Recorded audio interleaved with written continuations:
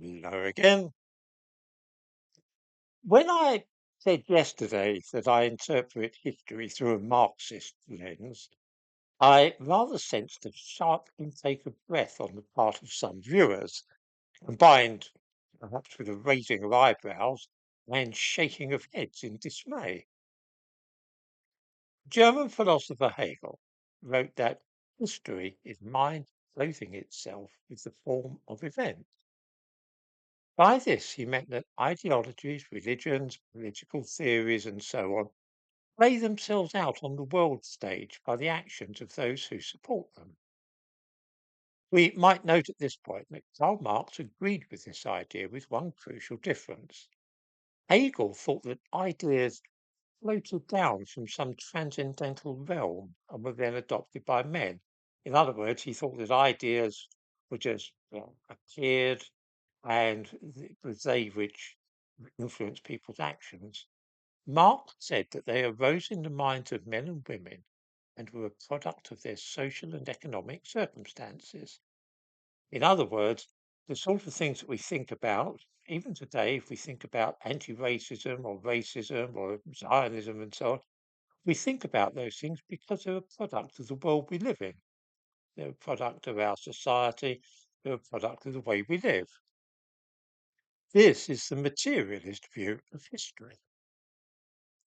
The idea of dialectics, the Marxist version of which is known as dialectical materialism, is a simple one, similar in many ways to the syllogism in logic. This entails putting together two ideas and seeing a third one emerge from the first two, one which includes features of both original statements. For instance, in its simplest form, a syllogism might run like this: all men die, Smith is a man, therefore Smith will die. This concept of ideas which come into contact and generate new ideas happens not only in conversations or when we are thinking, but also in the real world. Hegel saw it as a spiritual or intellectual matter. The genius of Karl Marx was to show us that the dialectic operates in the real world, on the ground, as you might put it, and it is a result of the economic conditions under which men live. When one political system, religion or philosophy, what you will, becomes strongly entrenched in a society, a movement often emerges which is in direct opposition to the existing ideology on almost every point. Dictatorships bring forth demands for free elections and democracy. Religious intolerance creates demands for freedom of conscience and so on. When these opposites clash, there often develops a new system which incorporates the best parts of both of the old way of seeing the world and the radical notions which sought to overthrow this worldview. This process is seldom smooth and often lengthy. It is rare for an absolutist monarchy, say, to be transformed overnight into a liberal democracy. Invariably, there are intermediate stages, some of which are likely to be at least as bad as the original system, which has been cast down and overthrown. In technical terms, the original ideas, methods, or system are known as the thesis, the opposing set of beliefs as the antithesis, and the resulting new arrangement, which eventually emerges and has, it is to be hoped, the best parts of both, the synthesis. This idea may be new to some viewers, and a real life instance of how it works might be helpful. Between 1625 and 1649, England was ruled by the increasingly autocratic King Charles I. A firm believer in the divine right of kings, he had no use at all for anything which smacked of democracy.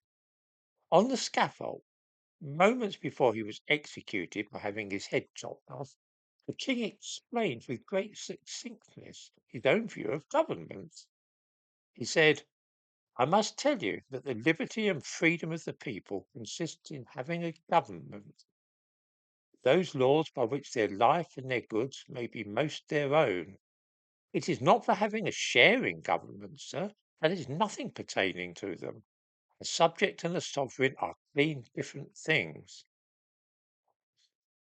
It's not to be wondered at that the movement which overthrew the king and then sent him to his death should have been opposed on principle to all kings and subsequently declared a republic in England.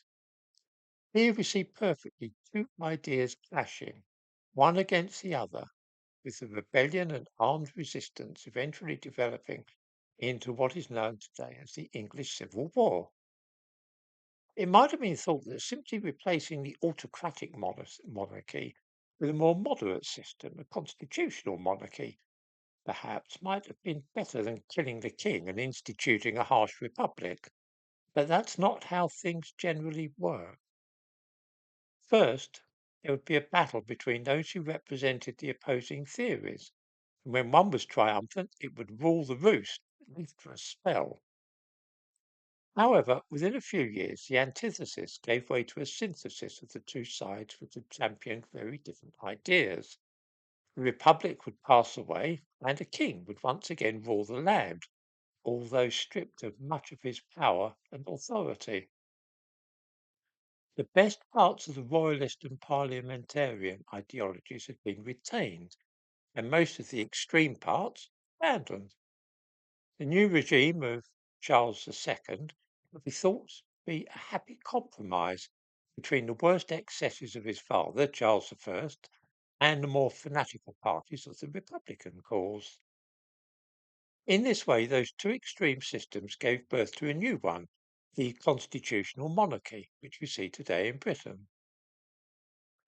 This kind of process is still happening everywhere in the world, with Zionism clashing with Islamism, liberalism and the opposing force of conservative thought, those who oppose immigration and those who welcome it, racism and anti-racism.